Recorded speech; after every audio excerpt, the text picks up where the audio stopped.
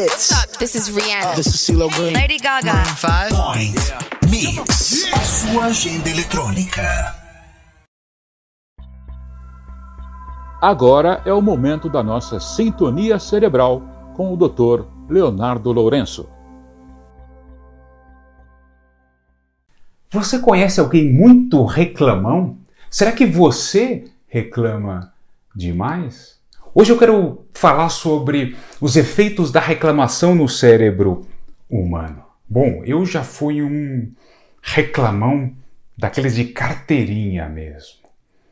Eu reclamava da comida quando eu ia na casa da minha mãe, eu reclamava do jeito que a minha esposa resolvia os problemas, eu reclamava dos políticos, eu reclamava da economia, eu passava o dia inteiro gastando tempo e energia reclamando. E o que é mais bizarro, eu não me via como reclamão. Eu achava simplesmente que eu estava vendo com clareza e nitidez tudo que era errado e que seria minha obrigação expressar e apontar esses erros todos. Eu precisei apanhar muito da vida, sofrer muito. Pessoas afastadas, relacionamentos rompidos, quantas e quantas oportunidades perdidas. Eu precisei sentir profundamente a dor de carregar aquele personagem reclamão para conseguir me esforçar para deixar isso para trás. E continuo intensamente praticando isso. Eu não quero voltar a ser aquela caricatura de meme. Não sei se você conhece aquele meme em que tem uma pessoa que fala assim: mas reclamar não resolve nada. E a outra pessoa responde: mas eu não quero resolver, eu quero reclamar. Bom, era exatamente isso que eu era. E não quero absolutamente voltar a ser aquela caricatura.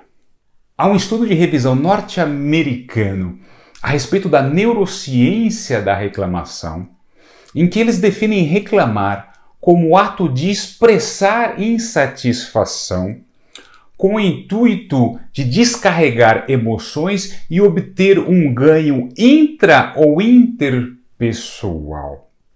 Nesse estudo eles apontam que é muito mais fácil de acontecer o hábito de reclamação em pessoas que são muito autocentradas, autofocadas, aquelas pessoas que vivem em torno do próprio umbigo, lambendo as próprias feridas.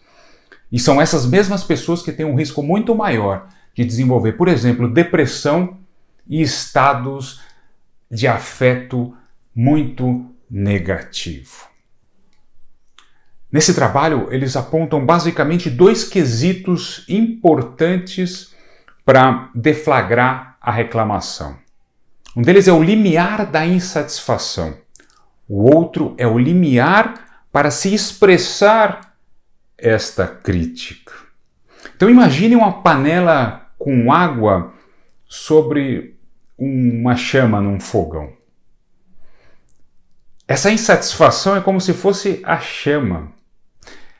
E eles apontam que pessoas com afetividade muito negativa, pessoas pouco diplomáticas, pessoas muito desconfiadas e pessoas muito controladoras têm essa chama, esse calor muito maior, muito mais fácil de atingir estados de insatisfação. Mas há também uma tampa, que é o limiar de expressão, que pode evitar que essa fervura transborde, que é a preocupação com como a gente quer ser visto pelos outros, a preocupação em como a gente é observado pelos outros. Porque veja, todo mundo sabe o quão chato é ficar ouvindo reclamação. Então, quando a gente tem uma certa preocupação maior em como a gente é visto, essa tampa fica um pouco mais grossa para evitar que transborde sob a forma de reclamação, aquela insatisfação gerada por qualquer motivo. Nesse mesmo trabalho, eles apontam 7 funções para a reclamação. A primeira delas é a catarse, ou seja, a liberação de frustrações íntimas. A segunda é se colocar num patamar de superioridade. Por exemplo, aquela pessoa que na fila do banco começa a reclamar com um vizinho a respeito do caixa, a respeito da demora, a respeito da ineficiência do ar-condicionado, porque no fundo o que aquela pessoa está querendo dizer é que ela tem elevados padrões morais e de qualidade. Terceira função, servir para salvar a própria pele. Ou seja, a pessoa começa a reclamar de tudo e de todos para que não percebam os próprios defeitos. Quarta função, mudança de foco. Nesse estudo eles apontam como é comum pacientes se queixarem de sintomas físicos, mas na verdade estão camuflando alterações psicológicas. Óbvio, é muito mais aceitável eu falar que eu tenho um problema físico do que um problema da mente. Quinta função, se colocar numa posição de vítima coitadinha para poder atrair atenção, cuidado e piedade. Sexta função, uma comparação, uma investigação social. Por exemplo, alguém que reclama da dificuldade de uma prova para poder saber como foi a percepção dos colegas daquela turma no desempenho daquela prova, servindo como uma ferramenta de investigação social. Sétima função, correção ou reparação. Por exemplo, quando a gente recebe um produto com defeito e quer trocá-lo. Note que a reclamação ela tem um efeito contagiante, de contaminação. Às vezes, quando alguém acende a primeira faísca, funciona como um rastro de pólvora e um efeito dominó de todo mundo começar a criar um ambiente de reclamação.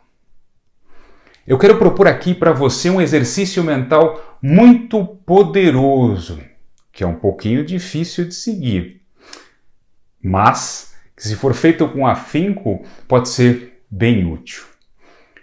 Eu te proponho aqui que você fique 7 dias sem reclamar de absolutamente nada, de nenhuma pessoa, de nenhum fato, de absolutamente nada, muito menos de si mesmo. A ideia é que a gente largue o chicote mental que a gente usa a todo momento para açoitar os outros ou a gente mesmo. Que a gente pare de ficar esperando pela paz mundial e se foque em construir a nossa própria paz íntima, interior. O hábito de reclamar constantemente aciona e recruta milhões e milhões de circuitos neuronais que deflagram neurotransmissores negativos. E isso não é nada bom para a saúde do nosso corpo, do nosso cérebro e da nossa mente. E nem para aqueles que convivem conosco, não é mesmo? Então, 7 dias sem reclamar. Por mais odioso que seja algo, por mais que você tenha todas as razões do mundo para se queixar, você vai deixar passar batido. Ou no máximo focar na parte positiva daquilo que está acontecendo. E aqui vem o ponto capcioso desse exercício. Se por acaso você deixar escapar alguma crítica, reclamação ou queixa, recomece o exercício. Zera toda a contagem de tempo até que você consiga atingir 7 dias seguidos, ininterruptos, sem reclamar de nada nem de ninguém.